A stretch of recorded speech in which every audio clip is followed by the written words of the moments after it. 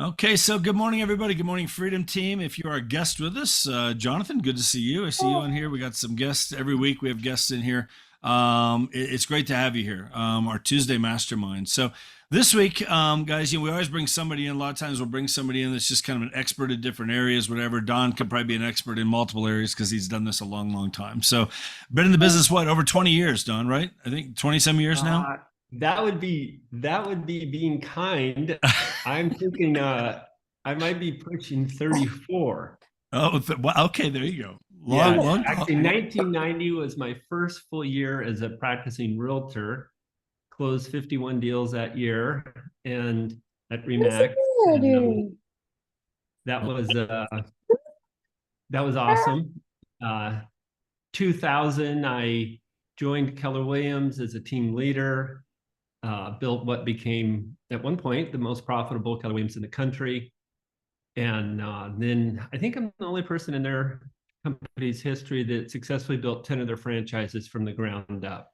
Wow. And left KW in 2010, became a coach, and love that, but doesn't scale very well. Another linear activity, right? Right. And so in 2019, joined EXP. Brent did reach out to me, Brent Gove, when he first got in, but my famous line to him was, "Boy, Brent, it just sounds too good to be true, but I'm sure you'll be successful."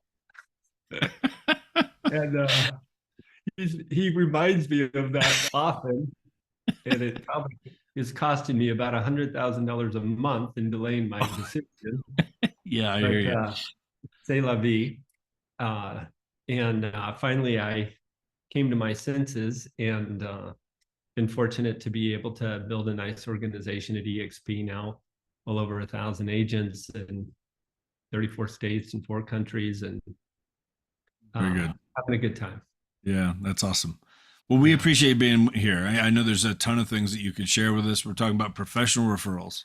So I know we're all looking to get more business. I mean, a lot of people, I'm talking to agents every day. Some are doing great. Some are down, well over 50, 60% from a year ago. You got a lot of buyers and sellers that are out there kind of sitting on the sidelines, the interest rates and, the election year, and let's just sit back and wait and see what happens. I've been really trying to go after people who have to sell because there's always going to be people that have to sell or have to buy, job transfers, divorce issues, estate sales, just, different things like that, whatever. So there's always going to be people that have to move. It's just a matter now you got like here in Colorado Springs, 5,000 agents that are trying to go after the 600-700 closings that are happening every month, people that are making money and a lot of people that aren't, and so anything we can do to Yep. add more business and add more people to the pipeline is always helpful. And I know you got some things to share with us today. So again, thank you for being on here. I'm going to let you take it away.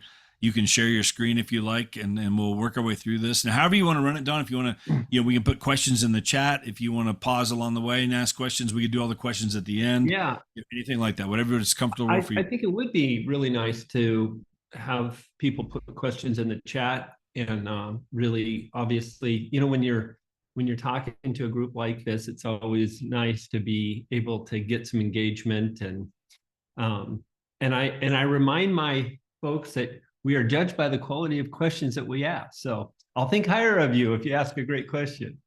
Anyway, the just to give a little context before I share my screen, what Jeff's talking about, I think, is really relevant. We back in 2019, 20, 21, we were clicking off about 6.5 million sales across the US.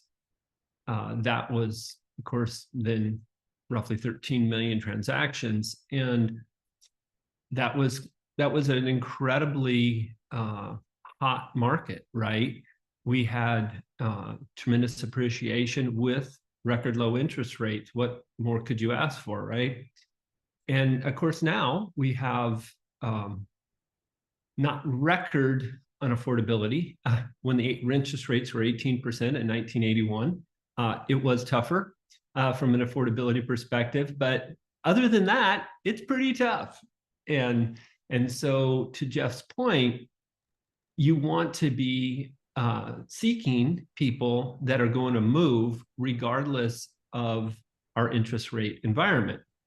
And life events are some of those. And so one of the reasons why I'm so passionate about professional networking is because life events are going to continue to occur. People are going to continue getting married and divorced and having babies and passing away and having job transfers and having business expansions and contractions and so forth. So we will have roughly 4 million transactions this year, like we did last year, sales, which is 8 million transactions. So there's actually plenty of business out there.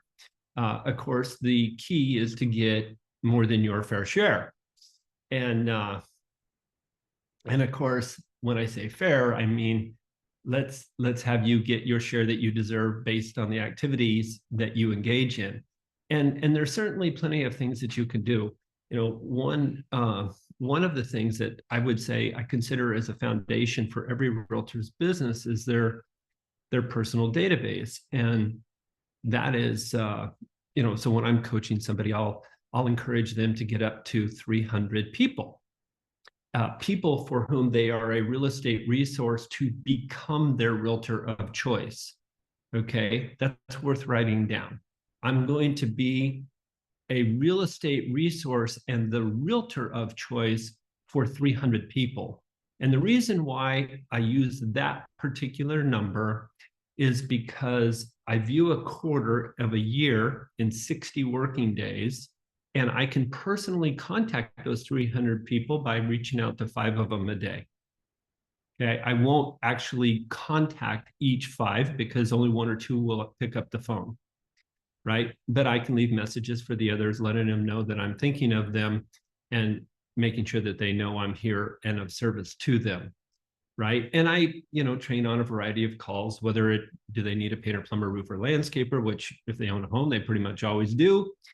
Do they view real estate as a retirement resource? And inviting, find out if they are living in their dream home or inviting them to an event. Those are my 4 basic calls, always making sure I'm coming from a place of contribution. I mentioned that before professional networking because my value to my affiliate partners is largely determined by the foundation of my business, my asset, and those client relationships. Okay. And so, like, for example, when I'm interviewing or when my agents are interviewing affiliates, let's say does anybody get referrals from their property and casualty agent? Okay, we've got a hand. Kate, you do? How many deals a year do you typically get from your property and casualty agent? Oh, I wouldn't even say it's a year. But we are in a referral group that's category specific. And we try to drive business within the group. And so I'd say maybe 1 deal from that person every 2 years. Okay. So do you know by chance how many households that agent serves? No, but quite a few, I'm sure. Okay. So if they've been in the business for, say, a decade, it's quite likely they're serving at least 500 homeowner households. So you want to distinguish between those two. But I'm asking these questions because these are questions I want you guys to ask when you're being approached, okay? And there's a math behind this that matters, okay? I'm looking for an insurance agent that has at least 500 homeowners as clients. I want to know how many policies they have per client, because the more policies they have per client is a revealing indicator to me about how close they are with each individual client. Kind of the minimum standard would be 1.5, right? Maybe a house and maybe they have a car, or some of them will have an umbrella policy or whatever, okay? But the point is, the reason why I want 500 is because, would you agree that people move about every 10 years? Okay. Okay. All right. Well, that means that that insurance agent has a client listing their home for sale every week. Right? 500 divided by 10 is 50. Okay. Now, what will happen if you go to an insurance agent and ask them for a referral? You guys have probably heard, gosh, I'd love to refer you more, Kate, but I typically find out about the deal after, or right before the transaction's going to close, right? What they're not mentioning is that they're legally obligated to renew their policy every year. We want an agent not only that has 500 clients that are homeowners, but we want somebody that's calling their client for the renewal, having a personal contact. If you have 500 clients and there's 250 working days in a year, they need to call 2 people a day. That's the kind of insurance agent we want.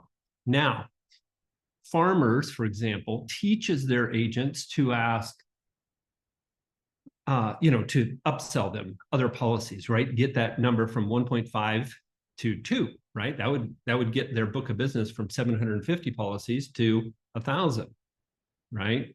Now, that's great that they do that. What you want to train that insurance agent to then say is, by the way, Kate, how are you liking your place? Are you settled in there a while? Now, what is that code for? Are you going to be selling soon? That's right. And we know that 1 out of 10 are. And if I'm calling 2 people a day, I'm calling 1 person a week that's going to be selling this year. Okay. I'm calling 1 person a month that's going to be selling in the next 90 days. Okay. So, and by the way, that question, although phrased somewhat differently, is the same for all asset professionals. And when I say asset-based professionals, so insurance is one, lender is another, CPA is another, financial advisor is another, attorney, et cetera. Okay, with an attorney, with a CPA, by the way, when, sorry to pick on you so much, Kate, but because you were so kind to offer up your insurance, I'll role play this one with you too. But have you noticed, like when you go, do you have someone do your taxes for you?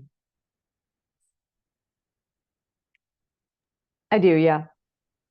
Okay, great. And do you notice how every year they say, hey, did you buy or sell a property, or it's on a checklist? Indeed, Okay. they do. Have they ever asked you if you're planning to buy or sell a home in the coming tax year? Maybe. Yeah, well, 98% of them don't. Okay. And so do you see the problem? Well, Yeah. By the way, CPAs are same thing reactive, not proactive, right? That's 100%, Sean. Or Shane, am I saying that right? Is it Shane? Sean. Sean, okay. Yeah, Sean, what we're looking for is we're looking for our affiliated partners to be identifying future needs. By the way, I mean, if you're a CPA, if there's anything you're going to do to help somebody mitigate the taxes, do they not need to know about the event before it occurs? They do. So shouldn't they be asking that question anyway? Okay. But I'm here to tell you, because I've been teaching this for more than a decade, that 98% of the CPAs don't do it. Okay. They're very, very transactional. You need to find one that's willing to do that, or you need to get a new CPA. You should be getting 4 to 6 deals from a CPA every single year, and from your insurance broker. Okay. Thanks for that.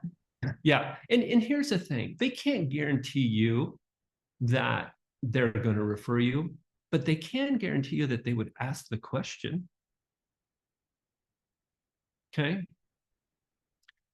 Now,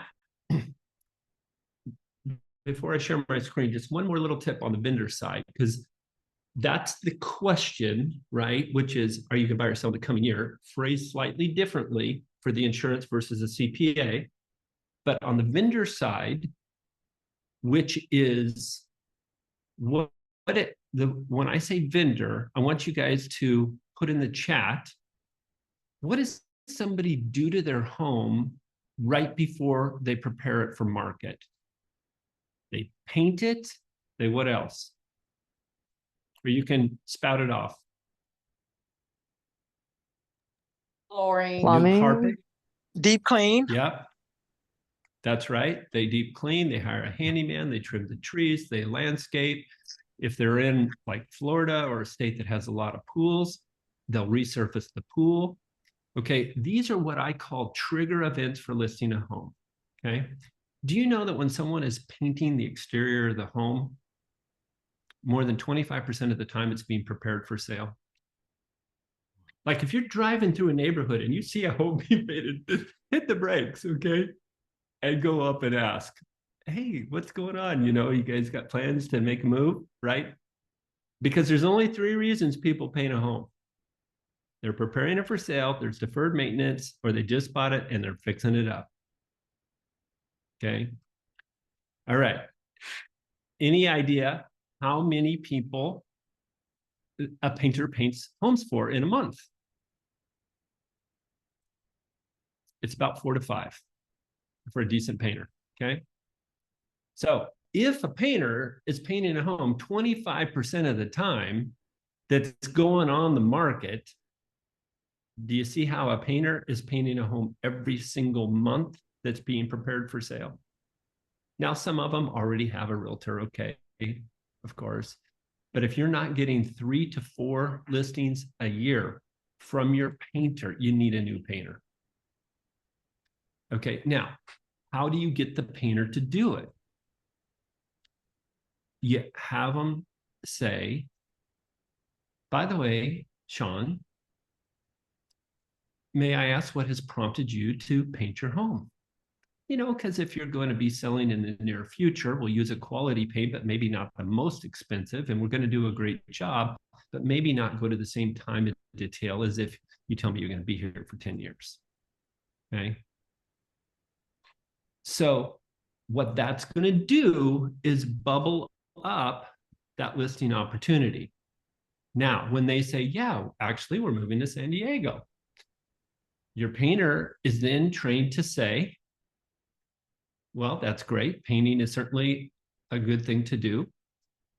That being said, if you're interested, I have a real estate colleague that will actually come out and show you how to optimize your home for sale, what you should do, and actually what you don't need to bother with. And they are realtors, so of course they're going to want a list, but they'll come out as a courtesy to me and you at no cost or obligation to do that. Would you like me to make an introduction? Okay. Do not give anyone your cards, by the way. Okay. It's a text introduction. This is important. And you do the same for them, by the way. One of the reasons why you do a text introduction for vendors is because then you can monitor the response as well. Okay. Now, I told you I was going to share my screen. I want to do that. And hey, Jeff, will you take if there's any questions that come up, will you let me know if they're in the Sure. in the chat? Mm-hmm. I'm trying to mirror my phone right now. Okay. All right. So I'm going to open up a home services app that is my company. It's actually Pro Insight. And oh, that's interesting. They're doing some work on the graph. But what you can see here is a list of the 10 most recent transactions, client net worth, investor net worth. And what this is, you guys, is this is a list of this 10 most active investors of a one of my agents' databases. So she has 800 clients. The screen that's currently being demoed, she has $791 million in assets under management, right? Which is a figure that most realtors are not that attuned to. And what, but remember I asked you to ask the insurance broker, the CPA, how many clients that they serve, because that tells you how good of a referral partner. And remember I told you it's important that you have a foundation in your business, because that will determine your influence with those affiliates. Obviously, the bigger the database, the stronger a partner that you would become, right? Now, what you can do once you have your database organized, one of the things like that we learned with Stephanie is that roughly 40% of the transactions that occur in her database are occurring out of state. Oh, geez. Sorry, someone's trying to reach me. And what that means is Stephanie, on average, misses out on 4 referrals a month. Okay, so one of the reasons why I started Pro Insight was because I wanted agents to be able to be a part of a national referral network, not just of agents, but of all professionals. Our vision is to have 50,000 professionals nationwide, each with their own exclusive territory, 5,000 agents. The network that we're building right now is for top agents doing 18 or more transactions a year. We call it the Signature Network. And but because we wanted the network to be useful from day one, we accessed over 200 MLSs to make sure that no matter where you search in the nation, you have agents that you can place your referrals with. So this is Atlanta, Georgia. And then if I click on one of these names, this one's Ken Liberty, KW agent. I can then reach out to him and if I want to refer my client to him. Okay. And so the reason why I show you this is because one of the things that is really valuable to you, if you want to capture those referrals in your database, is you need to know where your clients own property outside of your market and then build a relationship with agents in that area. So Stephanie, who I'll pull up now,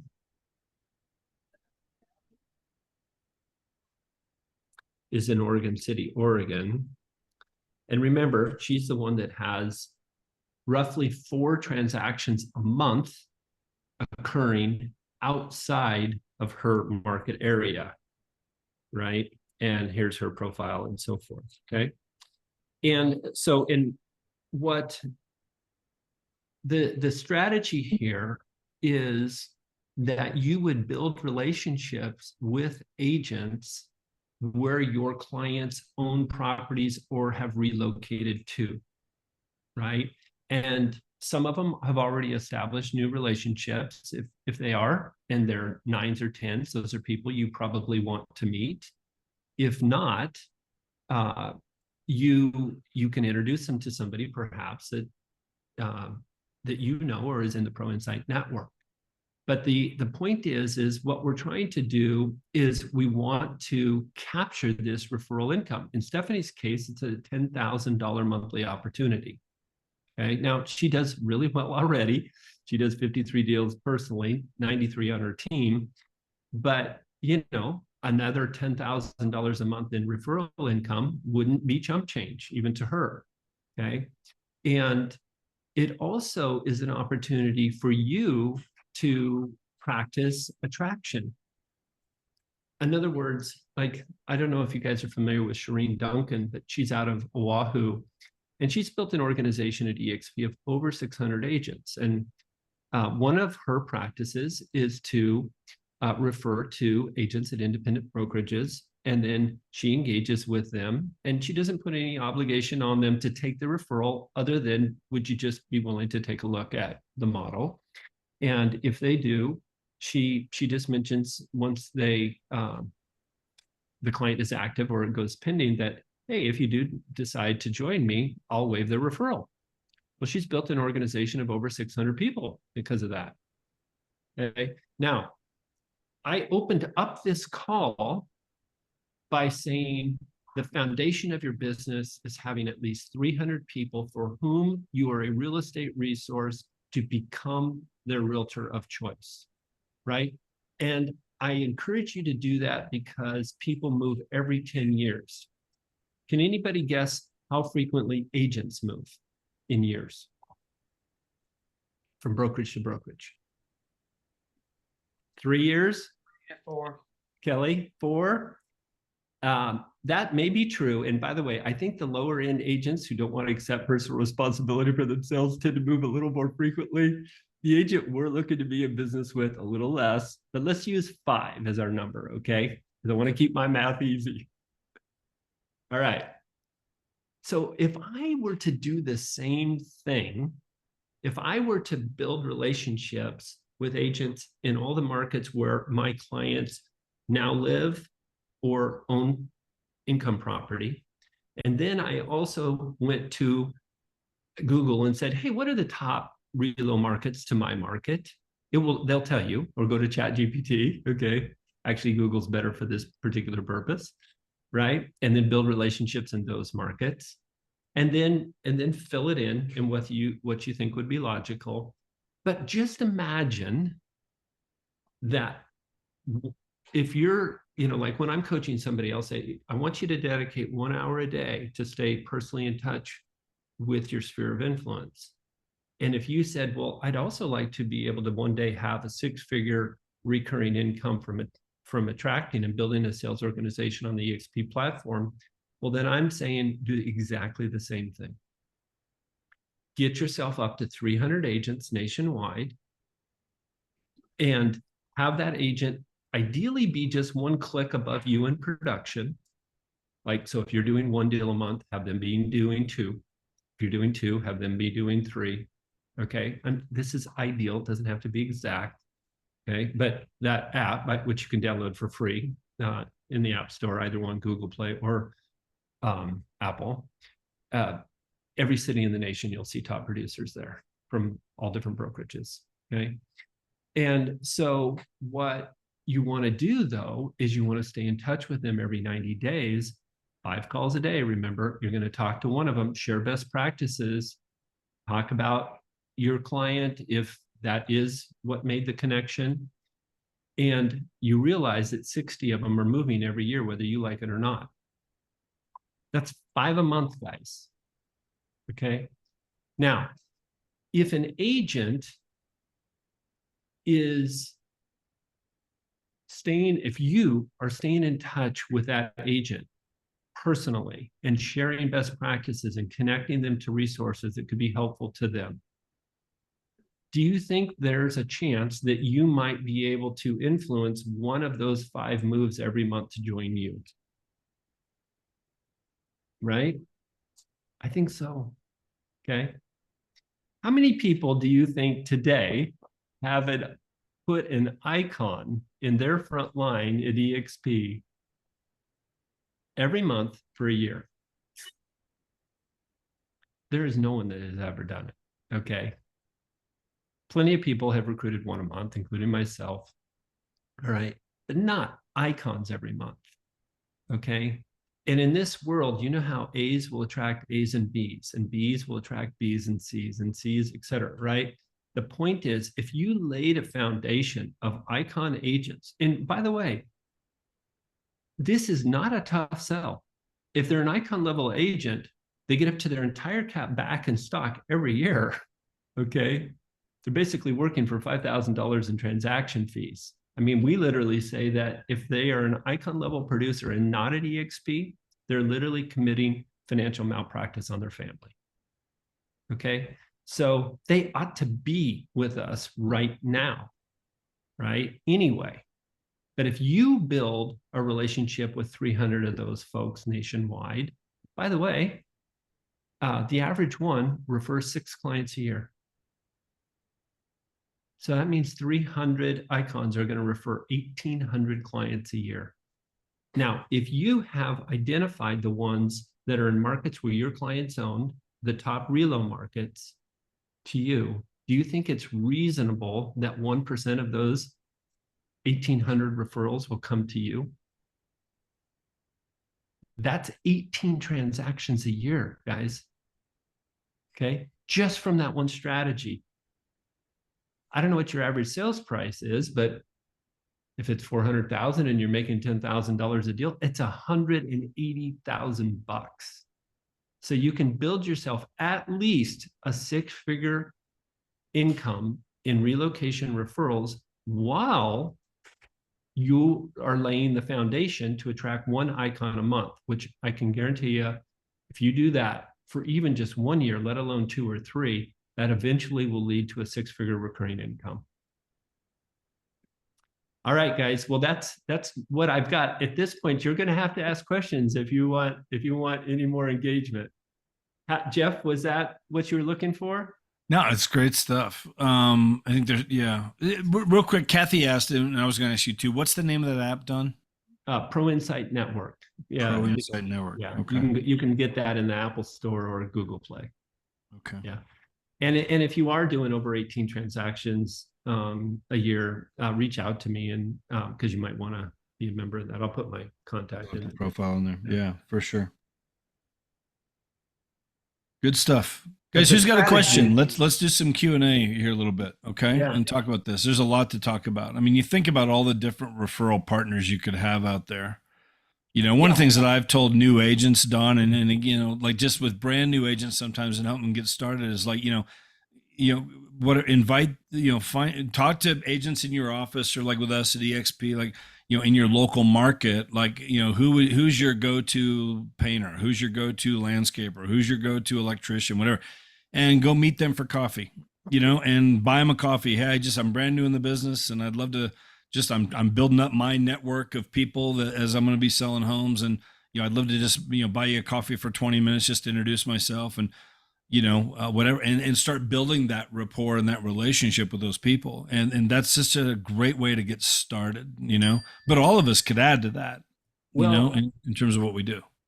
Jeff, it's what you're saying is spot on. And in addition to trying to get the agents to make 5 calls to their database a day, 5 calls to the agents a day, I want them to do one of those coffee meetings a week, like you just described. Okay. Right. Now, remember I said people are going to judge you by the quality of questions that you ask. The question that you want to ask that painter is, would you describe an ideal client for you? For example, do you prefer doing interior, exterior, right? Do you like single story or multi-level? Or maybe they do commercial, okay? The point is that question is music to their ears, and it's not asked of them very frequently, right? The next thing you're going to encounter is they're going to say, well, Kelly, gosh, I'd love to refer you, and I appreciate the coffee, but I've got 12 agents, and some of them I've been doing business with for over 10 years. Okay.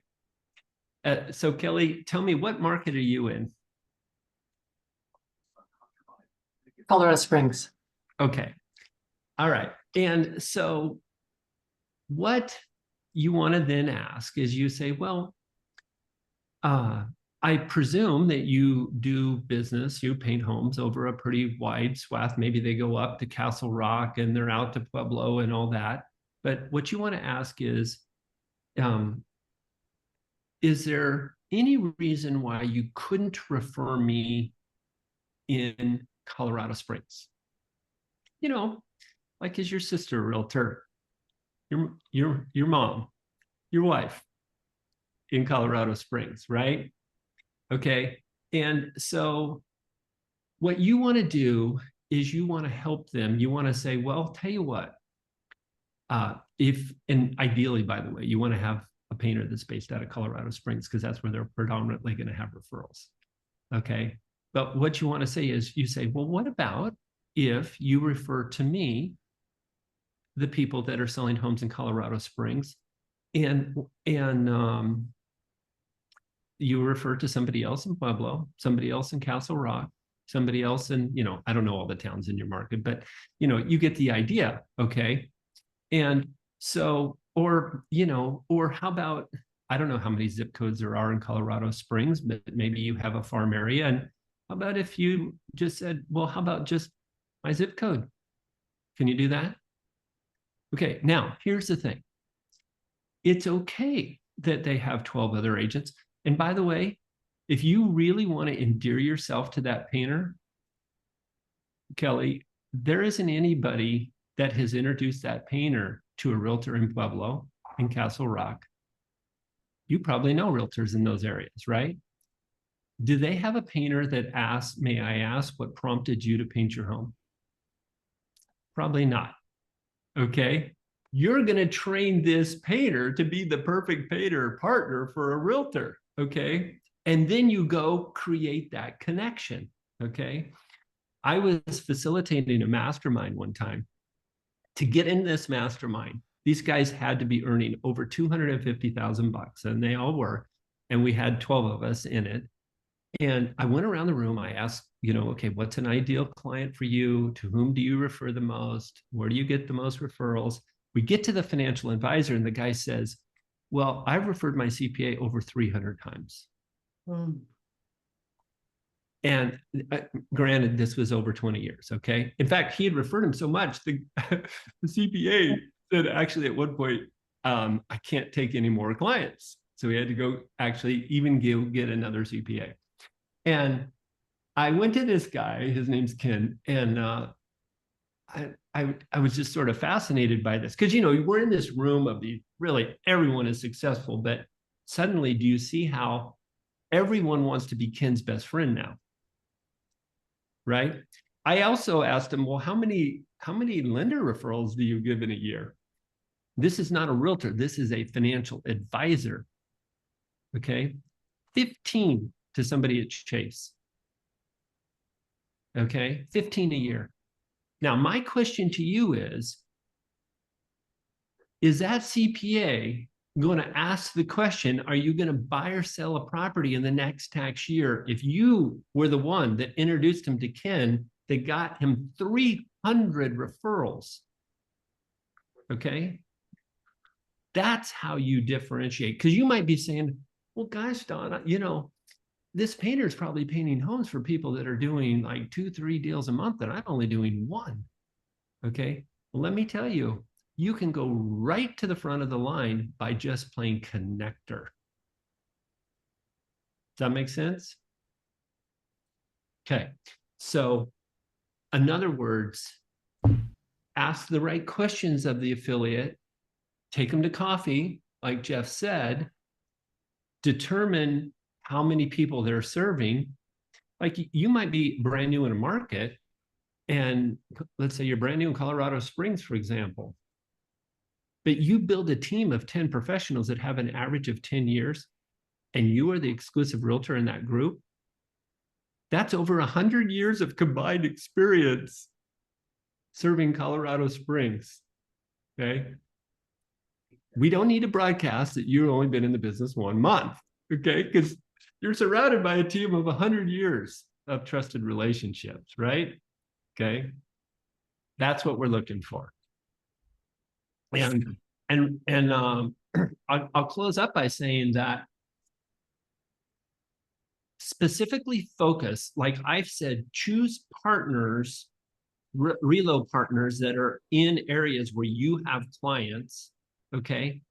Start with the affiliates that are serving people in life events. Okay. Who marries somebody? Actually, the priest probably isn't the best one, but how about the wedding planner? All right. Do you know, you guys could probably Google it, but I think it's something like 52% of the time that somebody gets married, they move. Okay. All right. How about divorce? I heard a stat. I was talking to a CEO of a loan company one time, and he says, you know what the number one referral source is for us? And I was like, oh, I would think financial advisor for a lender or a realtor. He goes, no, it's a divorce attorney. They meet with an average of 7 people a week. Ouch. Now, you know how often people move when they get divorced or there's a sale of property? Almost every time. Okay. So, guys, go for those life events, because I don't care how high interest rates get, people are going to still be getting married and divorced. And you'll have plenty of opportunity if you're the go-to professional for them. Right? One last thing is, when you are building a relationship, I want you to think about not only what is an ideal client for that professional, but I want you to think about who's upstream of them. Like the CEO of that Pro Insight, my company, he wrote a book called The Upstream Model that you might want to pick up. But the point is that, did you see how the financial advisor was upstream of the CPA? Okay. Do you see how the painter is upstream of the realtor? Okay.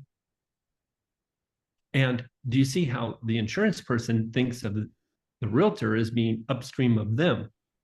Right?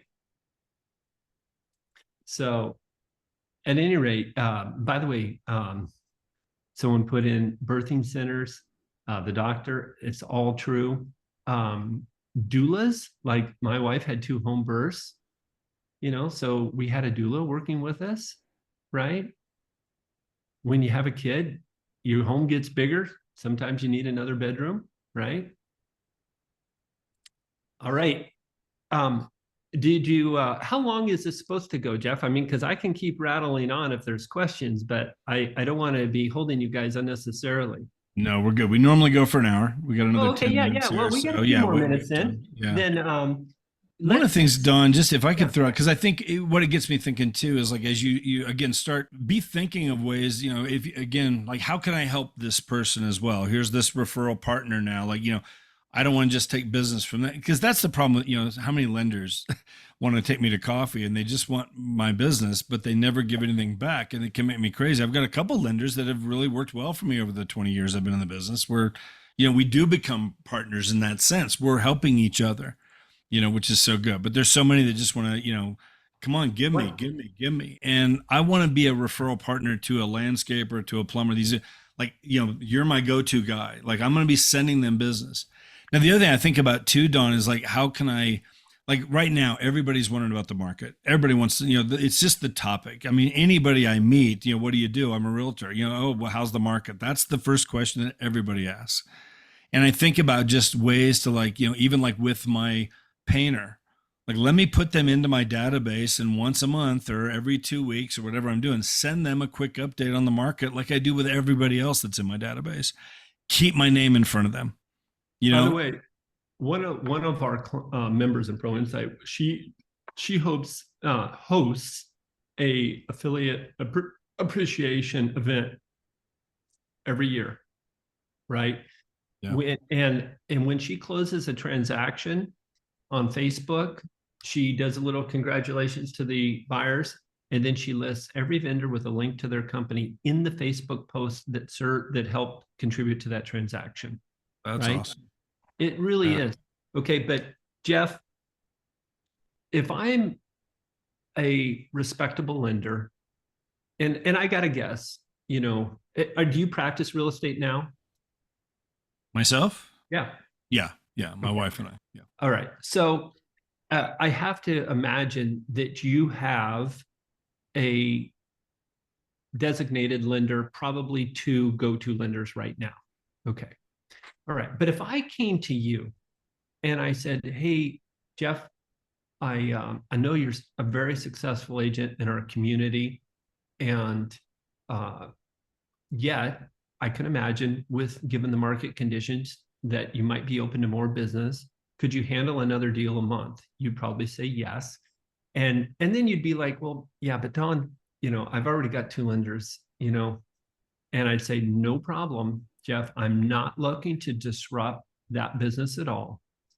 I'm part of a national referral network. And if you are interested in joining us, I would just ask if I help you build some referral relationships, that I have first opportunity at that business. In other words, I'm not going to try to, encroach on your incumbent business, but if I could add to the pie, could I have first opportunity at that business? What would you say to that? Yeah. Okay. Sure.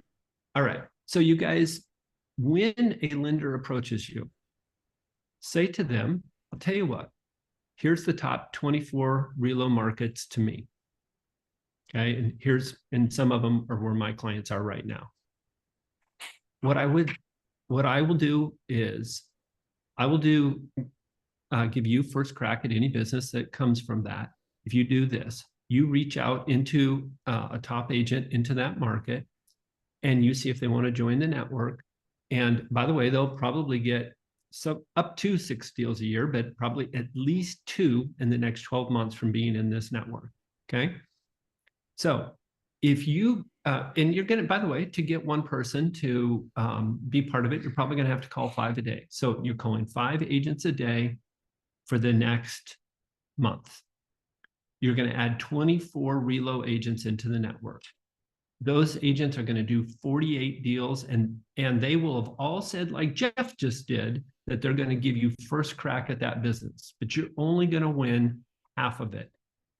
So what I'm saying to you is not only could you endear yourself to me, but if you help me establish a relo partner in these 24 markets, it's going to add 2 loans a month to you for 30 days effort of building 24 relationships.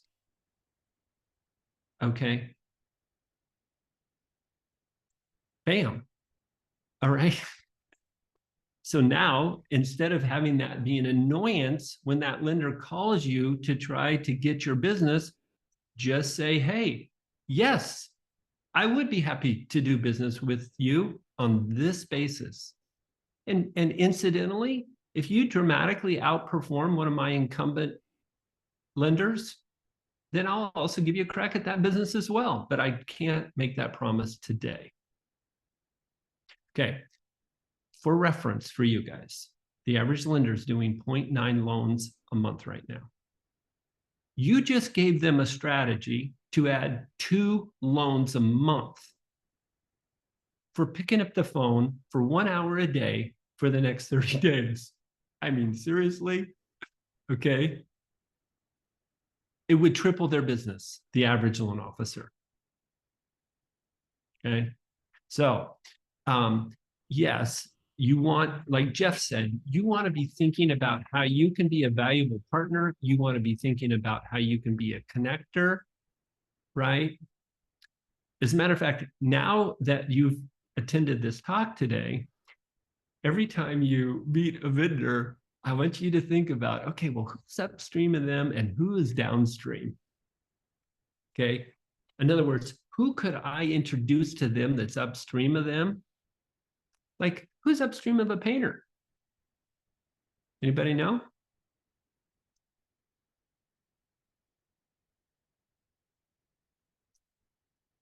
Come on, Sean, you know who's upstream of a painter. A contractor? Just hit it. Drywall, There you go. plumber, yes. Oh, drywall. Yeah, Yeah. yeah, a contractor, sheetrock, right? You know, the point is that, I mean, the introduction, a question to ask a contractor is, hey, do you have a painter that's a 9 or a 10 that you can rely on in Colorado Springs, right? Because I've got somebody that's that good, right? And then connect the two, right? And then, by the way, who's downstream of the painter? How about flooring? Is that a pretty common thing to replace when you're getting your home ready for sale? Yeah. Right? Tons of business out there, you guys. Okay. Do what Jeff said, which is 1 a week. Like I had a loan officer that I was coaching that every Thursday he had a vendor lunch. Just, you know, just like 1 hour a day for your database, 1 hour a day for your relocation, for your agent attraction.